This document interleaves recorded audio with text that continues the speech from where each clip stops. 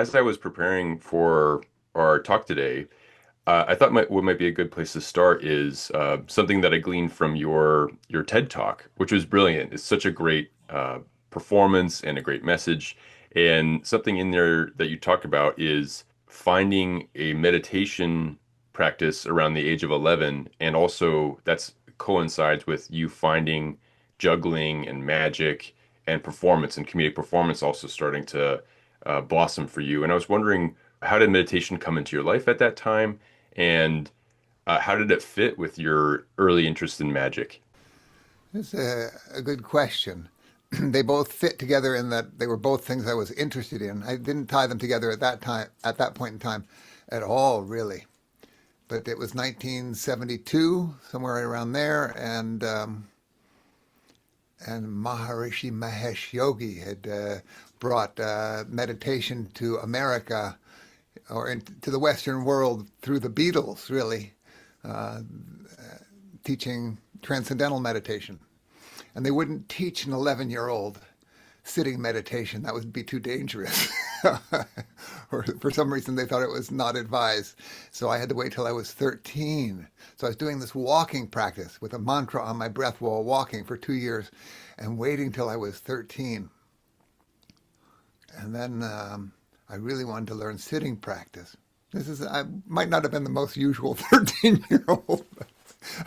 I wanted to learn sitting practice, and I'd been riding my unicycle. I started juggling at 11, and at 13, I would ride over to UC Berkeley campus and juggle 3 and 4 balls and follow people along as they were walking along.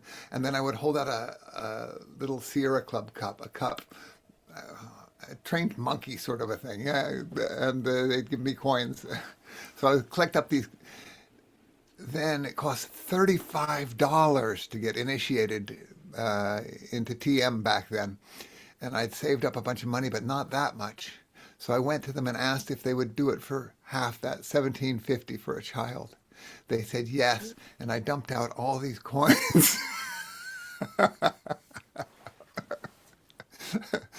I had a friend that got fairly far into it, and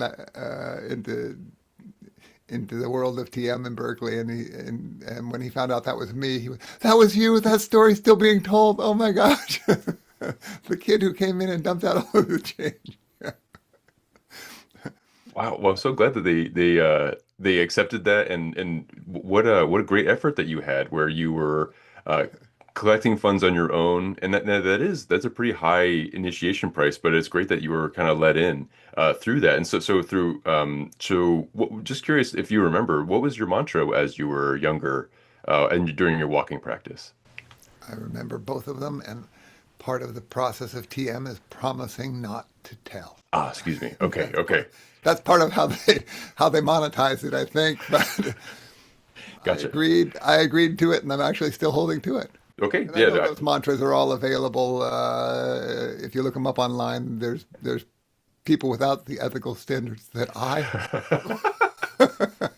who would probably be willing to tell you. And they do this whole chart, this whole thing where they ask for your birth date and all these various bits of information. And it turns out it's they base your mantra not on all these huge amount of data that they collect and go and calculate it carefully. It's your sun sign. Oh, They have 12 different ones, and that's how they decide who gets which mantra. That was I should say, a rumor I heard. I never checked up on that or know anything more than just having heard that much. I shouldn't even be repeating it here. That's gossip. Bad Frank. Bad Frank. but it sounds like the mantra. I mean, and thank you for letting me know. I won't push you to disclose, but it does sound like it resonated with you. Like it really even if it was assigned, however it was assigned, it really meant a Yeah. lot to you. And did you have even before that, before you were 11 and kind of had the transcendental meditation come into your life? Uh, did it? Did you have like a spiritual outlook? Did you have like an interest in something metaphysical? I would say very little that I consciously knew about. I mean, being alive, that certainly ties with all of that stuff. And I was, in fact, alive at that time, even before that. But that was where I think I first started the exploration into the inner worlds. Uh, Let's see. which, And then for transcendental meditation, did you stick with that for a while? I mean, like when you were 13 years old, were you among a bunch of adults sitting in a room? Kind of, I'm not exactly sure how it all works, but I was wondering My what that par- early stage was like. my parents had brought us all in to learn the walking practice, and they were doing sitting practice. And no, I would mainly sit on my own. I still do the TM occasionally, is when I'm sitting.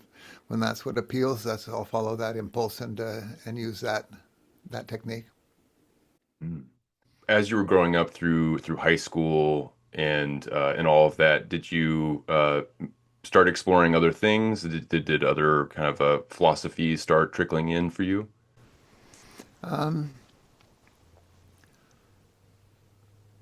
going to bring this back around today to my mom, who was a huge influence for me. And today's day 9 since her passing. Spent most of the last month with her on hospice. Before that, completely health, seeming completely healthy and alive and vibrant 90-year-old with very, very deep practices. And yeah, she was the one that led me to TM. She was the one that led me into Sufism and Buddhism and practices and inner life exploration and all of that. So I don't think you could be around my mom and not get some amount of that through just osmosis, what comes through spirituality and deep practice, and amazing healer on many levels, and a voice teacher, and singing was a big part of her practices. And trained with Indian raga with Pandit Prannath in Berkeley. Anyways, all this huge breadth of practice, and she's very, very much, of course, present with me now. This is, yeah.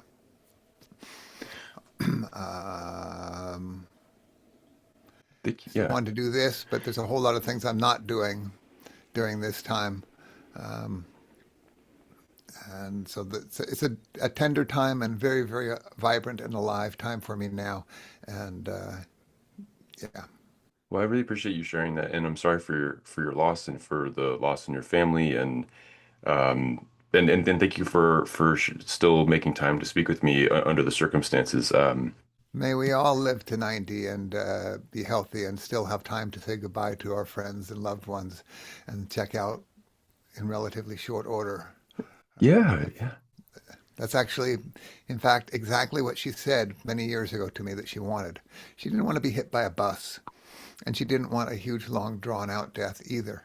So that's how it unfolded, exactly what she was asking for. And I'm really grateful and glad that you were able to be in proximity and be there during hospice, and that this was more or less a fulfillment of how she wanted to come to a close in her life. And I'm also really touched and to hear, and I'm grateful for you to share that she had this healing capacity for you, and that you kind of picked up picked up these elements and were inspired by her, and that her presence is still being felt with you today. And so thank you. I mean, I know this is a really raw time, so I appreciate you sharing that story and that connection. And when it comes to like your upbringing, I mean, it sounds like in your home that sitting practice and walking practice and just this general curiosity was there. Was was this also was your magic and your comedy and your other kind of creative arts tied in with your mom's inspiration for singing and things like that?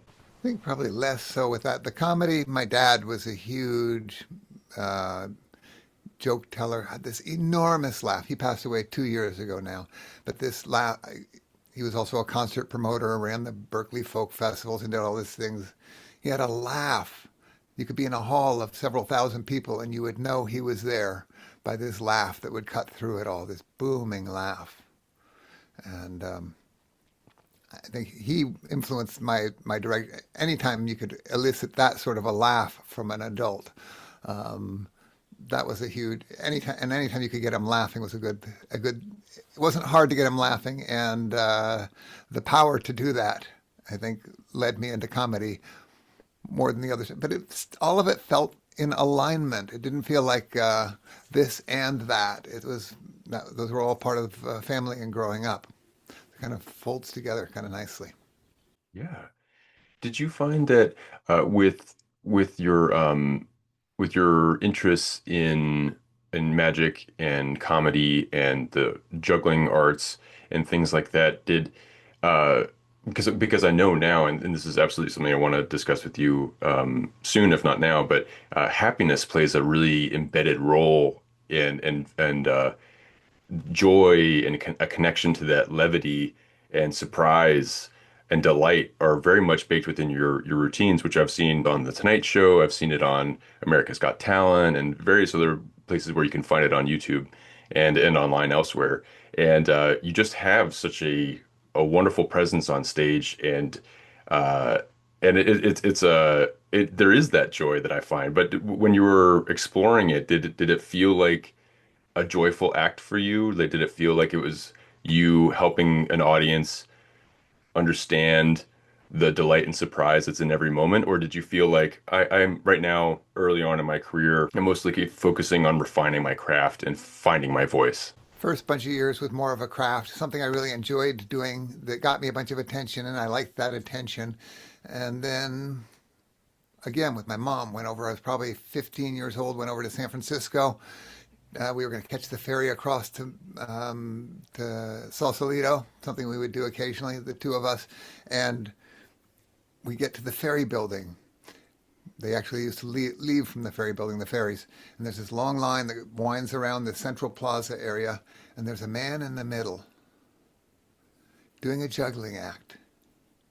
And he's funny. He's I'd seen clowns and different people who were entertaining, and but this man was doing more like stand up in that this is an immediate interaction with the people. It's not stagey. It's not clown routine that somebody's worked out, but it's actually talking with people, interacting with people in a live and real way. And he was really funny, and my skills were already more than what he had. And at the end of his show, he passes the hat, and he's making all this money going in his hat. And it's clear he's making enough to live on. And from that point, my whole being kind of went, shh, I want that. Laughter and being able to use the skills I have and being able to make enough money to live on doing that. Whew. That man was A. Whitney Brown. He went on to be on Saturday Night Live as the head writer for many years. He did a thing on there called The Big Picture. He went on to do years as a stand-up comedian as well, and one of my heroes, if you can't hear from the tone of my voice. But that inspiration was huge. Another year later, I'd been hanging out with him a bunch, found him again, and made friends with him, and like that. Still in touch from time to time with Whitney. He's down in Austin now. Whoa. That's that's something that feels like a pretty unique experience where you are watching someone perform in front of the ferry building, and it's a life-changing moment when you see the inside of that hat, Yeah, and or life-defining moment, and or all of it. an initiatory moment, yeah. And and then you later have a chance to have a lot in common with that person because you're on a similar track. You have a I was similar, doing street shows 4 years later. I went straight out of high school. I went through Ringling Brothers Clown College, which isn't a real college. It's like 8 week training course, and was devastated at not having received a clown contract at the end of it. Came home, and what did I do? I put together a street show and was out very quickly making way more than I would have made as a Ringling clown. um, and doing my own show and developing my whole own thing, and being able to be out in front of people as who you are, alive, and having a real life interactions, uh, staying present in the moment. All these are very similar. A huge amount of it is similar to meditation and to spirituality of all forms. Um, staying present in the moment as and being alive and being able to make a living doing as an artist. I mean, this is all I've ever done. And then it was 8 years ago that I'm more specific. I mean, I've always considered comedy to be a high calling. And like you said, I've been on the Tonight Show, toured the world, done all these various things. I've always considered that to be a very high calling. But 8 years ago, I actually got a call from a speakers bureau wanting me to entertain for a health conference. And I said, and do you want a message with that? And they checked in with the client. Yes, a business message, something. And I landed on happiness. And I thought, this will be easy using my meditation and all these, and the comedy and all of that together. It all fits together and adding in the happiness theme to it. I thought, yeah. And over the next 2 months, as I put this program together, this most amazing thing happened. As I focused in on happiness and the elements that foster a happier life and was figuring out how to teach this stuff or to present it as part of this keynote address I was going to give to this company using my comedy routines and all of that, my mood lifted like nobody's business. I've been doing these practices all these years, um, and and leading people towards laughter and delight and all these the mindfulness stuff, the meditation, the spirituality stuff as well. I've been involved in Sufism now for 30 years and 30 plus years. All these pieces came together in a way of they they were all cohesive, but it's like all these elements that you have that lead you towards greater happiness. When you actually focus in on the thing itself, the happiness itself, this amazing thing happens of just, it turns out it's not just me. Huge number of people have experienced this. This is what I've led people through is, and that's what the whole, a lot of this talk is about. Simply focusing on happiness. What is it that why do we do everything we do? It's a desire for greater happiness. And also through this work, I've come to redefine happiness as an overarching appreciation for the richness of life. An overarching appreciation for the richness of life. And you don't get a rich life without suffering and joys and sadness and confusion and all these things all together make for a rich life. Those are all part and parcel of our happiness. You don't have to separate them out and wait for those high moments, and then the lower moments aren't that. And then the high moments are that again. If people say they want a happy life, and if you were to live a happy life and it was just those high moments, you'd be missing so much of what it means to be human. And to be here having a human experience is, I believe, what we're here for. I think everyone has a purpose in their life, and that purpose could be the same. We're each here having a human experience. I feel like sometimes, I mean, I can speak for myself, but uh, those low moments, those moments that are challenging or uncomfortable or are just outright suffering, when you're in them, when you're in the depths of them, they can feel unbearable. Maybe they are unbearable, maybe they will last in that way for a minute. And w and knowing that there is that kind of ups and down trajectory of human experience, what is something that you can help somebody balance out that downward trend that can be so uncomfortable? Like when someone's at the bottom of that, what would be something that you found for yourself when you're in those moments helps you uh, maybe find some heart or find some ability to have a little bit of light shine through when you're down there. The cracks are where the light shines in. Is I don't know who said it, but well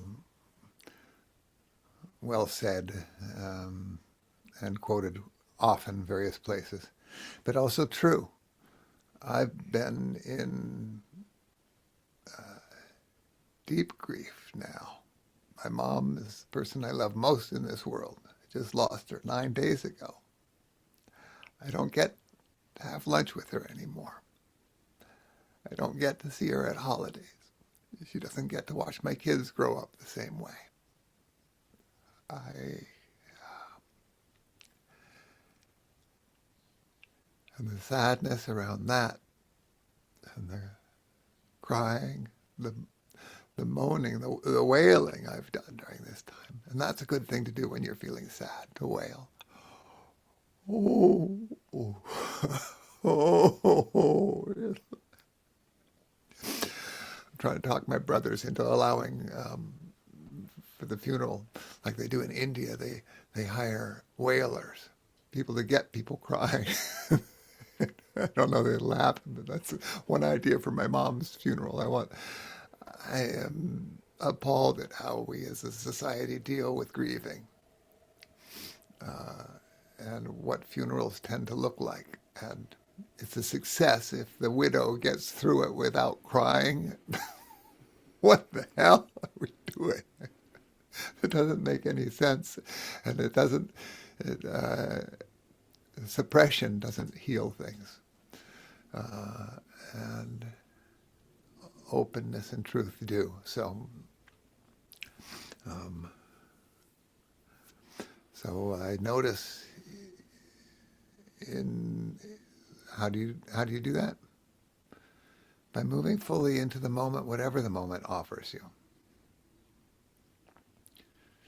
That was part of what Shabda said to Mom when she said, "How do I deal with this?" She was in pain for the early part, was in a fair amount of pain at the hospice, and she couldn't figure out why she was still here.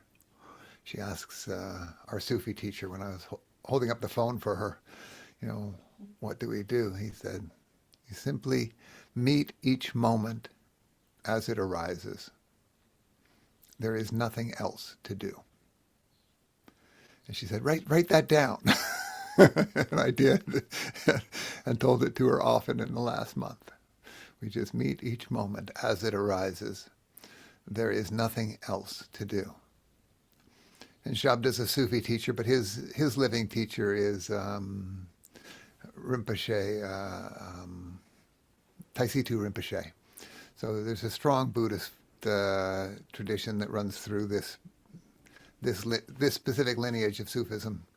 Comes through Hazrat Nayak Khan from India to the West, where he, one of his disciples here was in San Francisco, Samuel Lewis, who was also Jewish by birth and noted Bible scholar, Hindu master under Papa Ram Dass, and Buddhist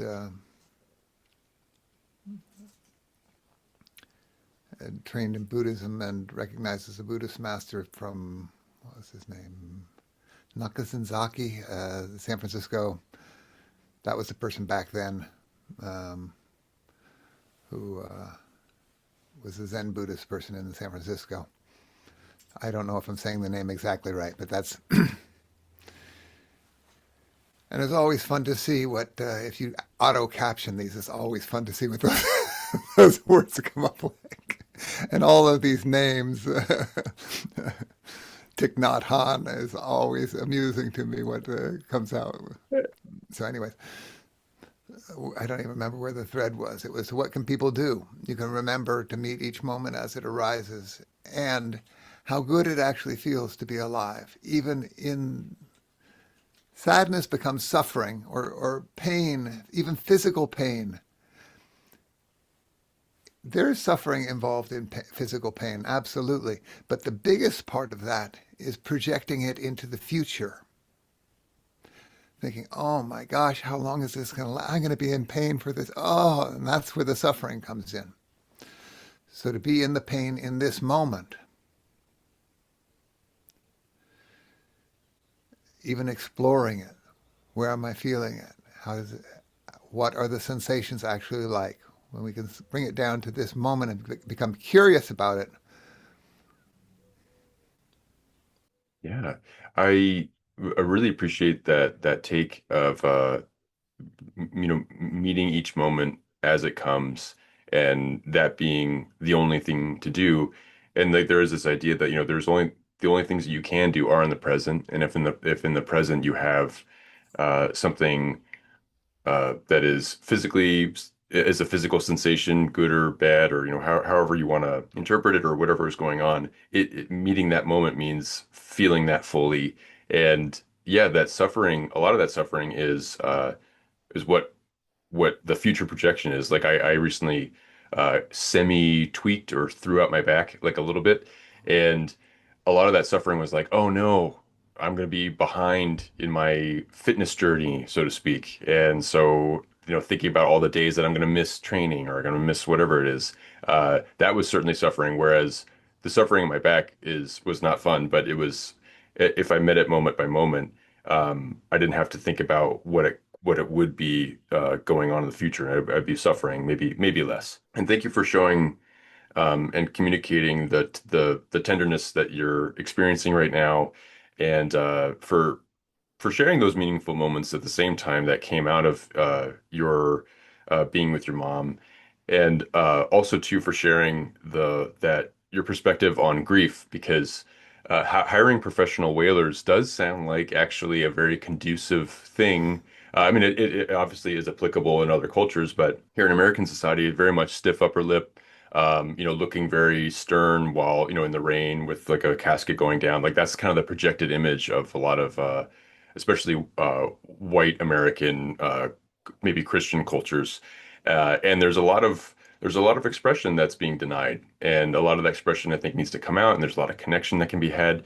But you just talking about the Whalers kind of reminded me of like in sitcom tapings, they hire professional laughers to come in and kind of make boost up the comedic elements of the show. And so there's this but it's conducive. Like, when you watch a TV show, you might laugh a little bit more because of the nature of the laugh track. So there's this great possibility that comes from all of that. Laughter and crying, the similarity between those, both are involuntary actions that come about with a very similar breathing pattern, similar sounds. Laugh until there is no more laughter. You've really let it all out. You'll be crying. If you cry until there's really no more tears, stay with it long enough. At the end, you can open into laughter once it's all really out in some nice way. So those two are very, very similar, the laughter and crying. And both are cathartic and necessary for being human. So I'm not suggesting hiring professional laughers for my mom's funeral. No, yeah, you want to make sure it's all appropriate for sure. But I appreciate that balance that you're identifying because yeah, like you do start to your body starts to release. There is a release quality to it all. Yeah, and so when you're touring and you're doing this show that you've uh, cultivated over these past 8 years, ever since that keynote that you prepared for, The Tricks to Happiness, it's called. Tricks to Happiness. When since you've developed that and as you've been performing it, what have been some reactions from people? I mean, like I'd imagine it being a moving experience because I've seen your work, whether it be that TED Talk and otherwise, and the live element, the joy element really comes through. I was wondering if you've talked to some people and seeing how it emotionally affects them. Um, it can be taken in as another distracting, simple, fun entertainment, and that's certainly how many people take it in. And I invite people to enter a deeper connection with the material, and many, many people do. At the end, I give out gratitude rocks. Super simple practice. You can do it with anything, but a small rock is especially nice. Take it and you put it on your. I hand these out, or they're given out. Sometimes for keynotes, they'll be at everyone's place already in advance. Sometimes I'll hand them out at the end of a show. It's a simple rock, nice polished stone. You put it on your pillow. When it's time to go to bed at night, you take it off your pillow and you simply hold it and think of three things from the day that you're grateful for. Super simple. Three things. And if you don't know what they are, they could be these next three breaths. It can be very, very easy. And at the end of life, many people will be struggling for breath. They would give anything for the ease of the breath you're now experiencing. It could be just having that sort of gratitude. But after you've found three things you're grateful for, you put it down next to the bed somewhere where you're going to notice it, or in your shoe, or whatever you need to do. And in the morning, it goes back on your pillow.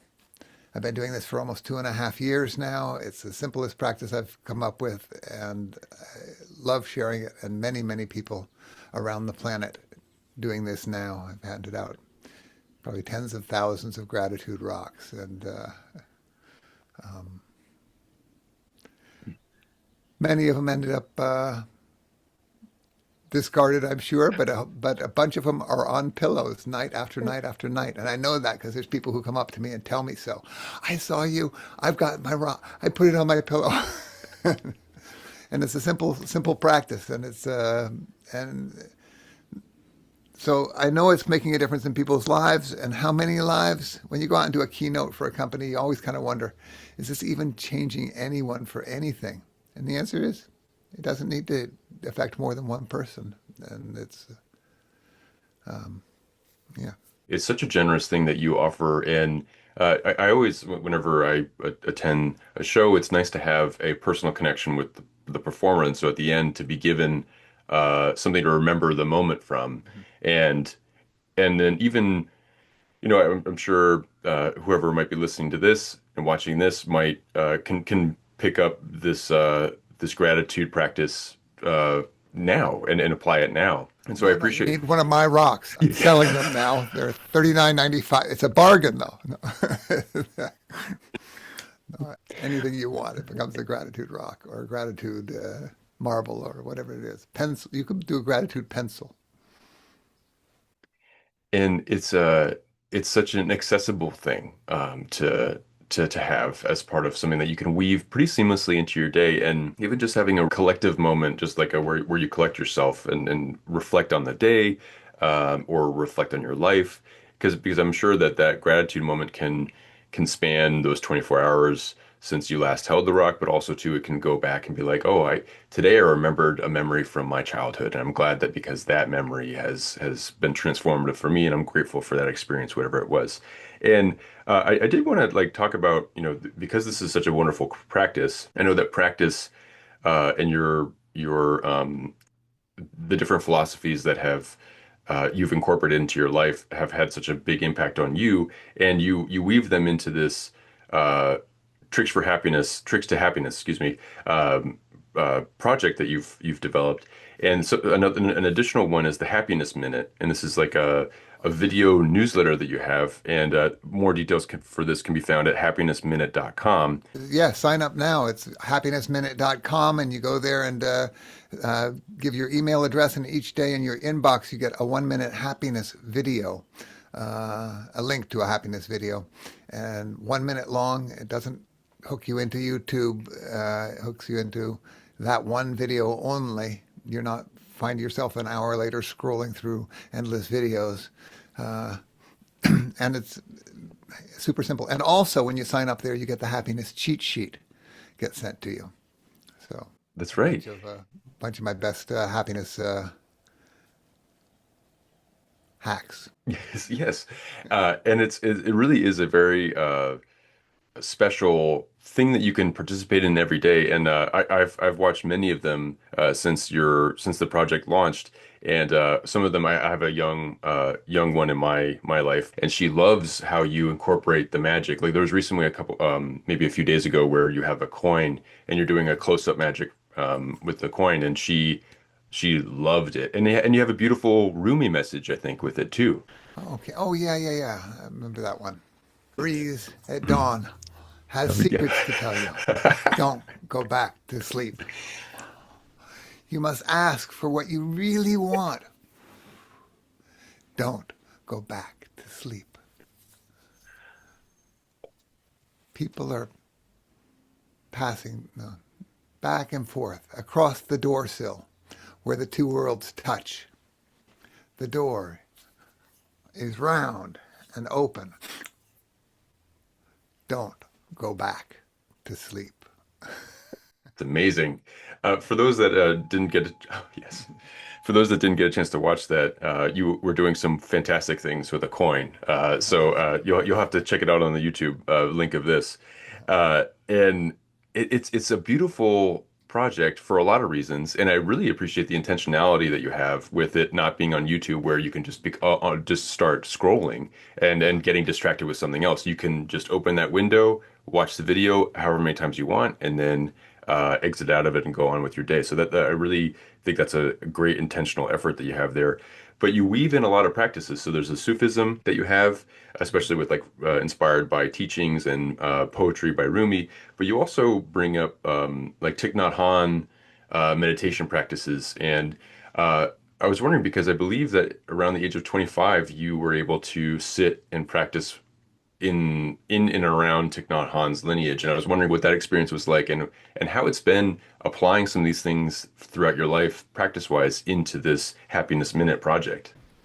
That was probably the next meditation experience I had. I've been doing years of the Transcendental Meditation, and I got somebody told me about Thich Nhat Hanh having a day-long retreat over at Spirit Rock. Went and he taught a simple meditation, a single one breath meditation. Breathing in, I calm my body and my mind. Breathing out, I smile. Just a gentle smile on the lips. Not just the word smile, an actual smile. And that was a practice I did for I don't know how long, a year, a couple of years. And then I went to another day long, and there was a second half to it he taught then. I'd been doing this practice most days at that point. And there's more? Whoa, whoa, whoa, whoa, whoa, wait, wait. So it's breathing in, I calm my body and my mind. Breathing out, I smile. Then the second breath, dwelling in the present moment on the in-breath. I know that this is a wonderful moment on the out-breath. And I teach that same meditation. He encouraged us to shorten it down, and I shortened it down to each breath, each half of a breath being 2 syllables, in fact. In calm, out, smile. And on the in-breath, here now, woo-hoo. Some people don't like the woo-hoo. You could just do, oh, yes, if you want to do it simpler.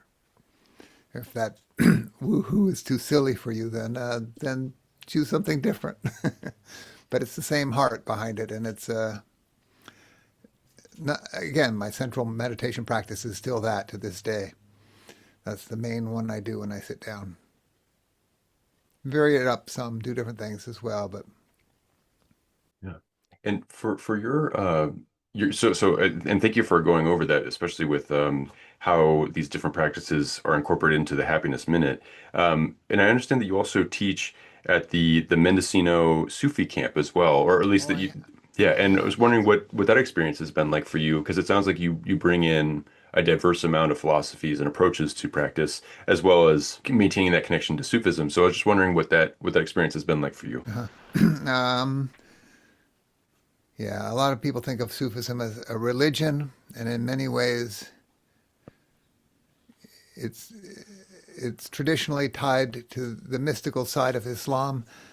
But really, this branch of Sufism came through India and took a lot more of international flavor to it. It took on Buddhism, took on Hinduism, and incorporated those aspects of those in along with the Sufism.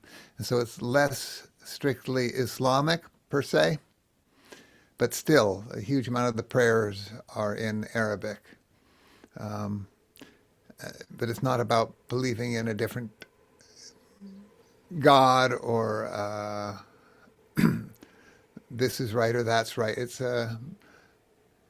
There was a beautiful quote by Al Ghazali, a mystic from a few hundred years back, uh, who said Sufism is based on experience, not on premise. As should meditation be as well. It's not you do this and then God loves you better, or you do this and then you get these other things, or you do this. What was that like for you? That's what it is.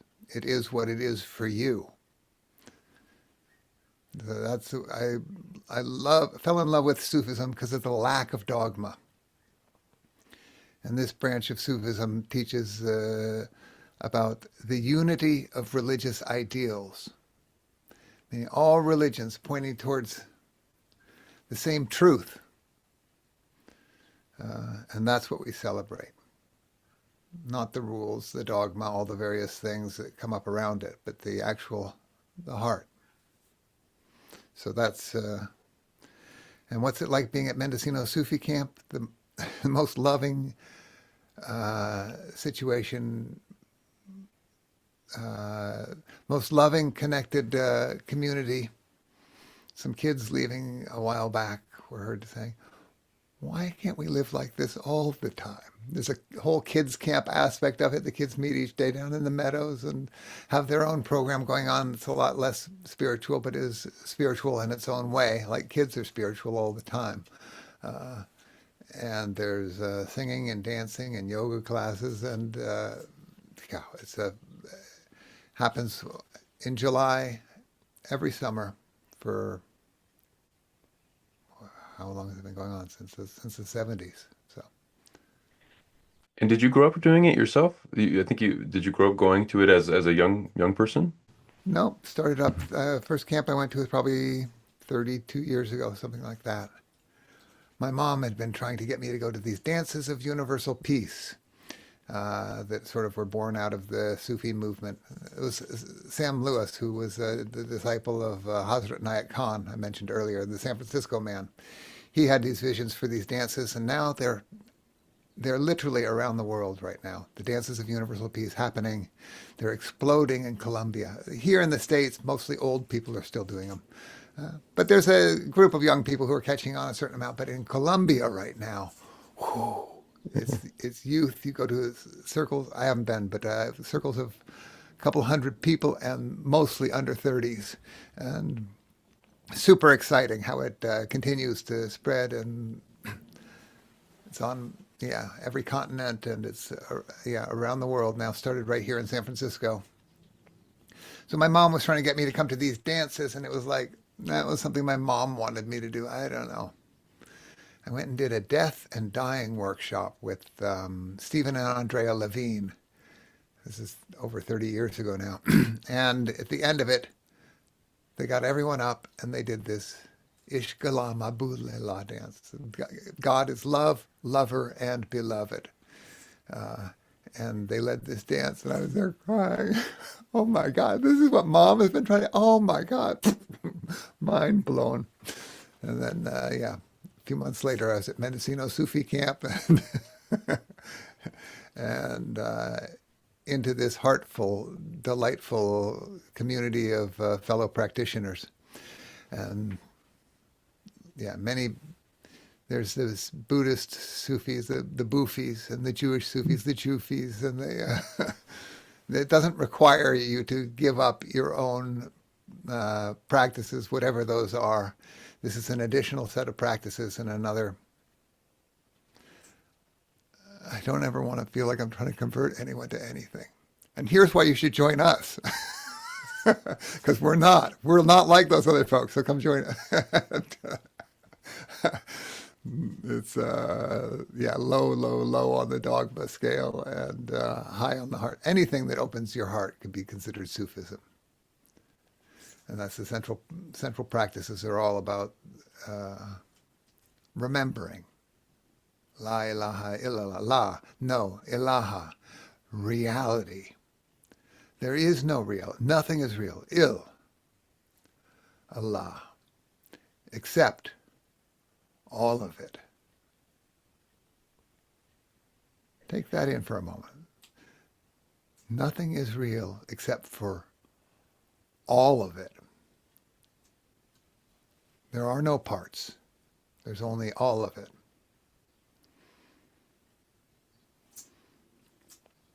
And if that's not Buddhist, I don't know what is.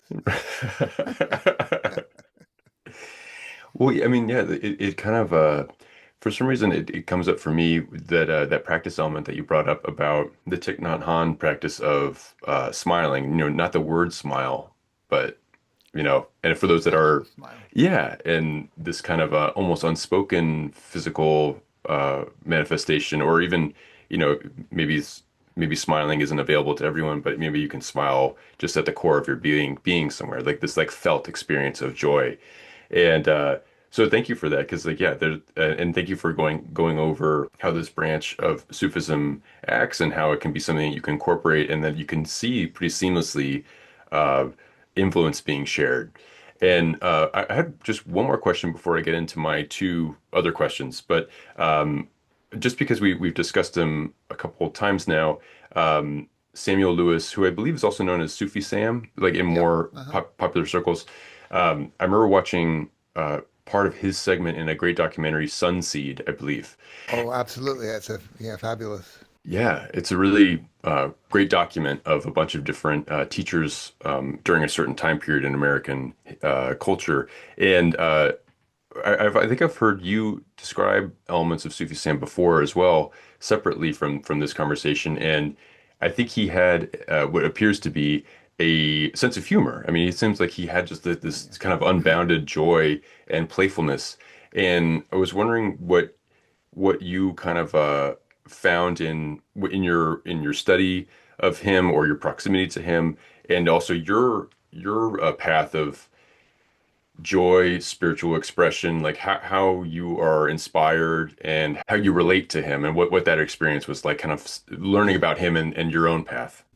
He passed away in 72. I never actually met him directly, but have so much respect for so many of his students being so opened up and alive, including my teacher Shabda Khan. Uh, still leading Zikr out in Novato now once a month. He does these things. You can look up Ruhaniyat, Sufism, and anyways, there's ways of finding that, hooking in with that community if that's what you're drawn to. There's dances of universal peace going on all over the place. And what was the question again? Oh, just like is Oh, there how did I relate? How do I relate to him? yeah. He had one beautiful quote. I don't think I have it right handy here about being able to find. Because now I'm not running a fun club and I'm not running a something show.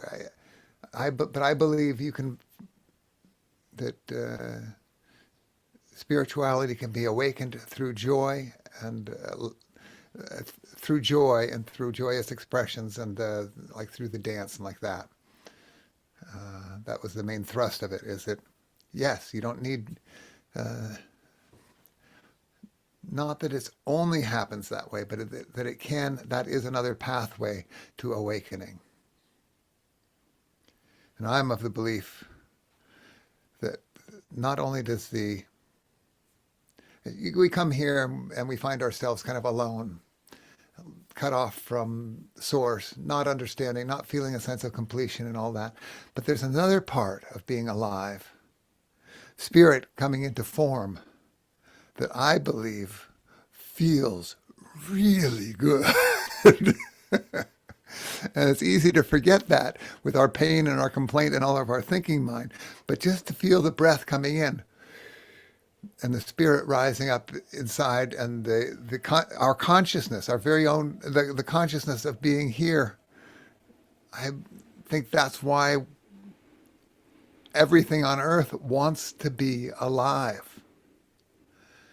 How good it feels. There's this huge joy that comes with this embodiment, and and perhaps with spirit itself. Maybe it's not unique to this embodiment, but they sure go good together.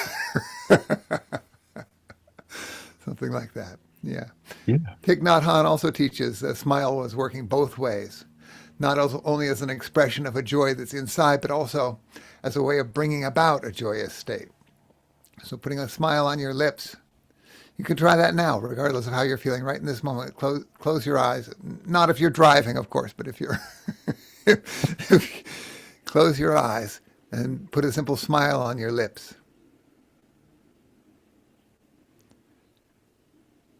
And notice how you feel inside.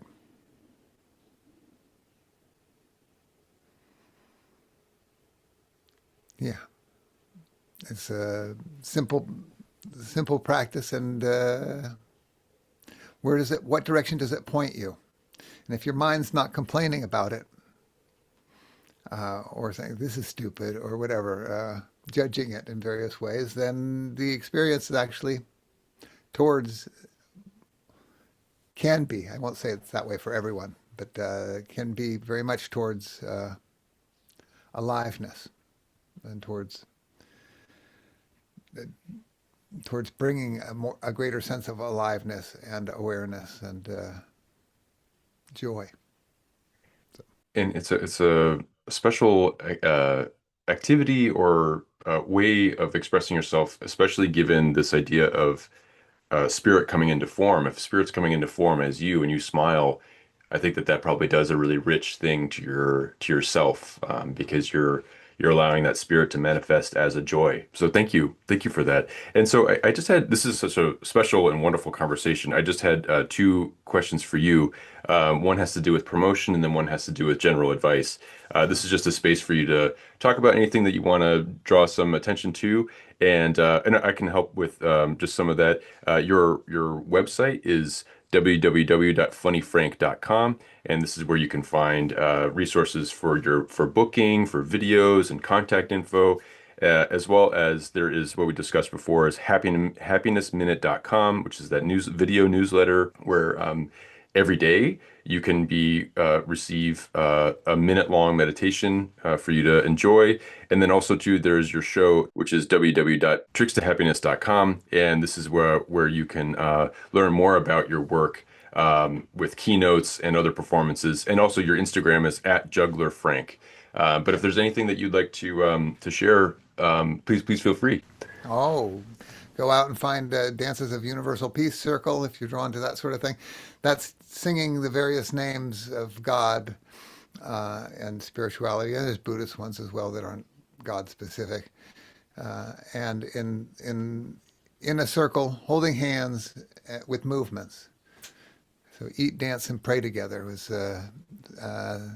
Sufi Sam's formula for peace on earth. So there's that. Mendocino Sufi Camp, or all of my stuff, the trickstohappiness.com. I do it as a theater show and also as a keynote address. If any of that appeals to you, jump on the happiness list, the happinessminute.com, and give an email address, and I'll send you a happiness minute video daily so far. I don't know if I've missed one yet or not. I started at the beginning of the year, and we're up to 102 now. It's such a great project. It's a very fulfilling project, and whenever I check in with it, it certainly helps me take pause in the day to be grateful. And I'm gonna just reiterate for anybody that wants to incorporate that gratitude practice that you mentioned, just to remember that rock practice of holding a Yes. rock before going to bed and thinking about three things that you're grateful for.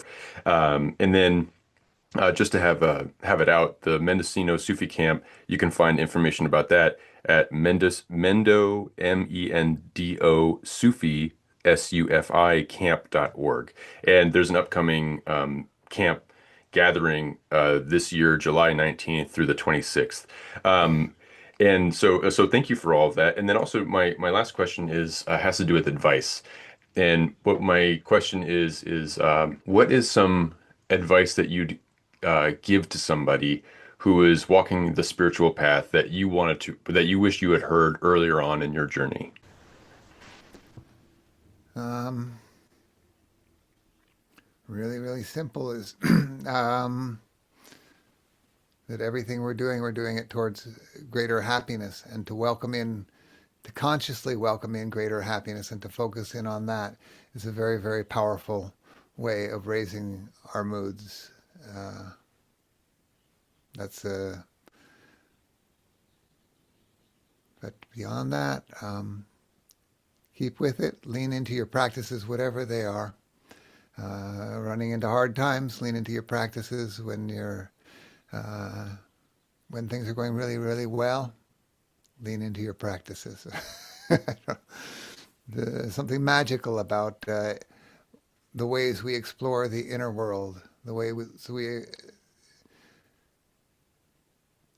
the universe within is perhaps bigger than the universe out there, the entire universe. Uh, and to take some time to calm down, slow down, move in, um, and whatever is happening, the good, the bad, all of it, this too shall pass. The temporary nature of all phenomena. So, Thank you very much, Frank, for speaking with me today. This is such a wonderful conversation, and I've taken a lot of. wait. Oh yes, Two more things. oh Wait. yes, yeah.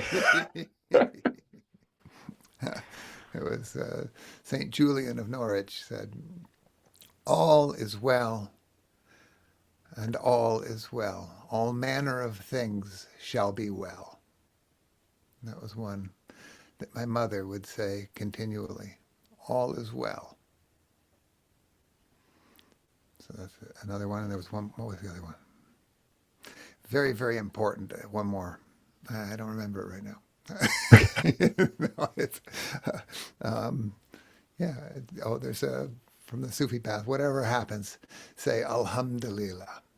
Praise be to God. Praise be to the all in all. Whatever happens, the good, whew, thank you, thank you, thank you. The bad, thank you, thank you, thank you. That would be it. Very, very powerful words to conclude with, and a lot to reflect on. So thank you for uh, sharing so much and being so openness. I know that things are tender for you, and yet you were up for discussing all these different ways of incorporating more joy and gratitude into life, and it's a real inspiration for me. So thank you for doing that here today, but also for doing this as your work and for making joy is so much more accessible. I think that right now, especially, things don't feel quite joyful, and so, or on its face. And so, you offer opportunities for us to just remember that it is as easy as smiling with your heart, or smiling with your face, or whatever it is, and meeting the moment as it is. So, thank you very much for speaking with me today. Pleasure's mine. Thank you, Julie.